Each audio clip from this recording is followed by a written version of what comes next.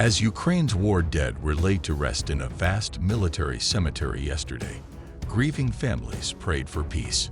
According to current estimates, the beleaguered country has lost more than 100,000 soldiers in the 35 months since Vladimir Putin's invasion began, more than Wembley Stadium can hold.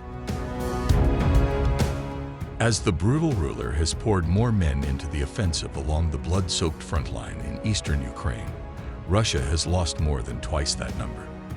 But with more men to lose than his enemy, the tyrant has calculated that he will eventually win the conflict.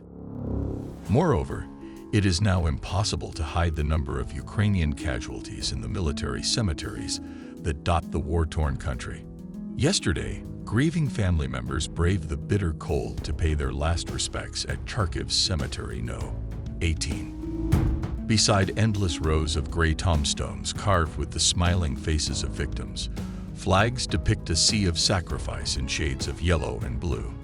Some cemeteries once held a few dozen soldiers who died during Russia's initial invasion of Donbas in 2014. But after the invasion in February 2022, their number grew to 6,000 in one cemetery.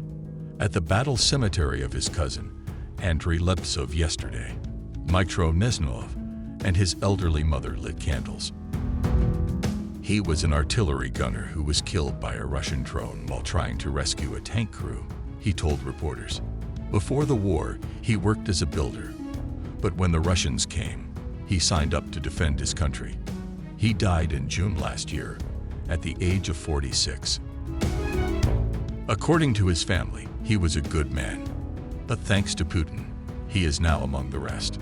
Despite hopes being dashed last night when Russia announced it would send superfast Oreshnik missiles to Belarus, near Ukraine's northern border, the Russian despot said he was ready to engage in negotiations.